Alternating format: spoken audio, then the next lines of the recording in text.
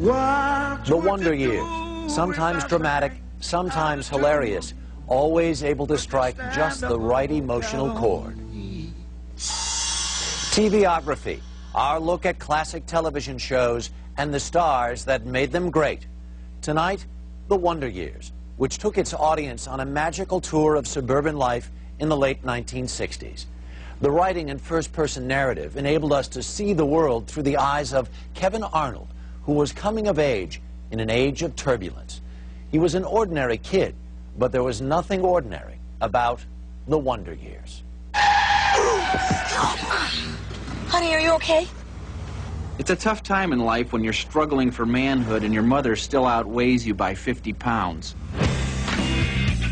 It evoked an era and a period in everyone's life. Young man!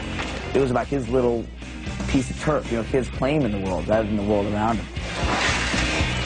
It brought back happy memories and a longing for a simpler time. Butthead. To work? It was a period piece, but yet it didn't seem like it had been that far away. Hot dogs or hamburgers for dinner? For me, it was capturing my youth. Throughout its award-winning run, The Wonder Years built a big following out of life's small moments. All the comedy had to be really subtle and really about the characters. Hi, hon. How's work? Work's work. So many times people on the street would say, gosh, you know, it feels like my childhood. I think that's when it started to hit me. Wow, this is really telling these people's stories.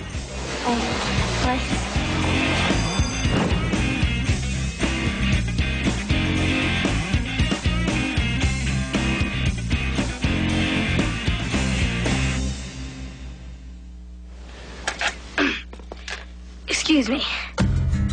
The show that would take millions of viewers down memory lane began life in 1987 as the brainchild of husband and wife producing team Neil Marlins and Carol Black. The pair were veterans of ABC's hit Growing Pains, and with that series and other sitcoms like The Cosby Show and Family Ties dominating the ratings, Marlins and Black decided to write a family-friendly comedy of their own.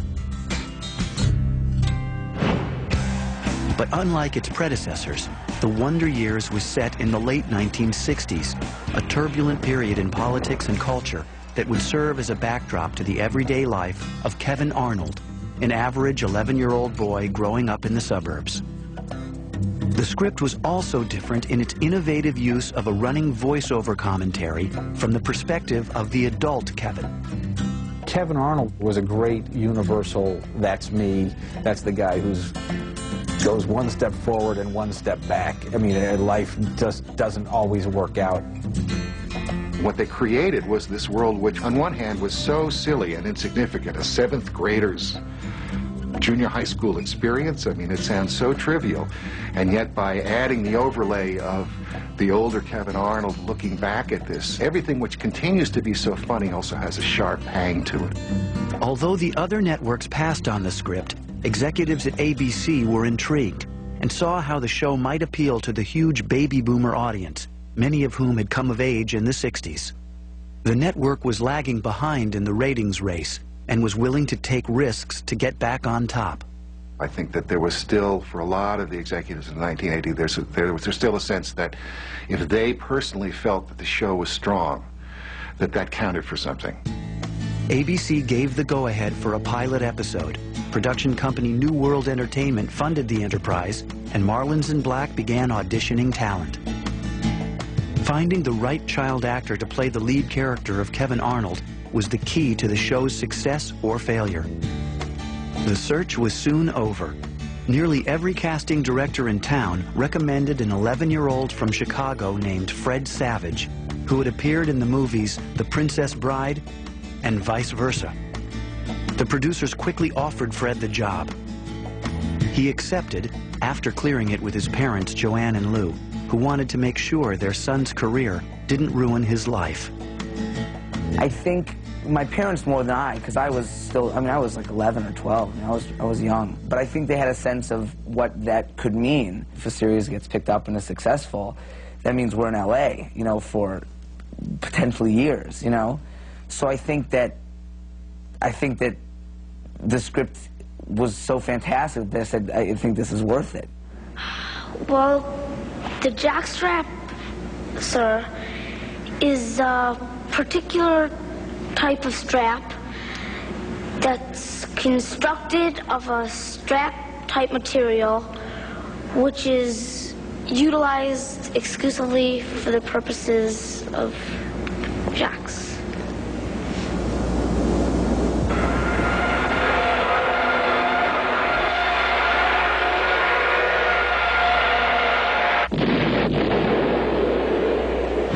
Equally important was casting the other Kevin, the voice of the narrator.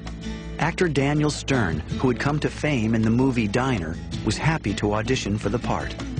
I went in and did a sort of an anonymous reading of the script. I was contestant number 6 or something like that, because they didn't want to, I think they didn't want to have the baggage of who the person was. They just wanted it to be straight voice, and I got the job. To play Norma Arnold, Kevin's traditional homemaker mom, the show's creators hired Allie Mills. Not only was I not married, but I'd never played a mother. When I read the script, I thought, why is she thinking of me? This is ridiculous. I'd played sort of tough, you know, cuspy, edgy, sarcastic people. When your father gets back, try not to make him crazy. For the character of Kevin's father, grouchy Jack Arnold, the network was hoping to land a famous name. But Marlins and Black lobbied hard for Dan Lauria, a little-known theater actor they had worked with on Growing Pains. When I went in to audition for the networks, I almost blew it again. I had a very good audition, and out of the dark, one of the executives said, "You realize this is a great role?" And I yelled back, said, "No, Richard III's a great role. This is a pretty good role. So it'll be a lot of fun." Neil said he could have killed me when I said that. For the rest of the main characters, Kevin's friends and siblings, Black and Marlins picked kids based more on real-life traits than professional experience. Olivia Dabo, a British teen with a bohemian upbringing, was cast as Kevin's hippie big sister, Karen. I was a teenager myself, so I was drawing off of just that kind of like innate rebellion that was kind of existing within me at the time.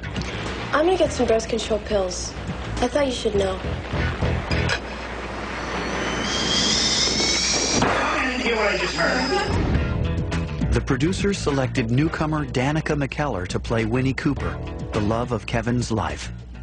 I'll never forget it because Fred was sitting there and I didn't know who he was, but I just thought he was adorable. I was like, oh, who's that? I wonder if that's the guy, you know.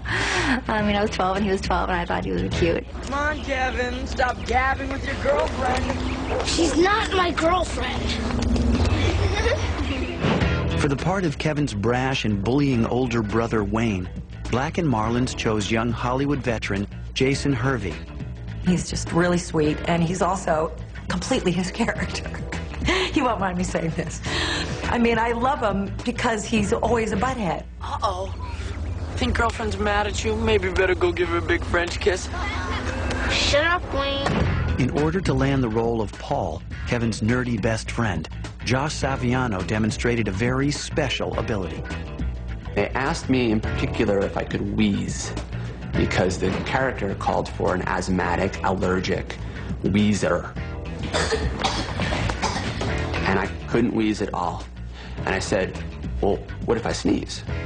And they said, yeah, that would work. And I did it, and I remember Neil looked at me and he goes, that's it. With the cast in place, the Wonder Years pilot went into production. Like about half the schools in the country that year, my school was being renamed Robert F. Kennedy Junior High. As we approached those doors for the first time, we felt we were approaching the portals of manhood. To give the show a sense of intimacy, Black and Marlins opted against the common practice of filming in front of a live studio audience. Instead, they shot with a single camera on location in suburban Los Angeles. Where do you want to sit? Anywhere. Let's just sit here. A suburban junior high school cafeteria is like a microcosm of the world. In effect, in junior high school, who you are is defined less by who you are than by who's the person sitting next to you. A sobering thought. The initial episode followed Kevin Arnold's traumatic first days in junior high and his growing infatuation with the girl next door.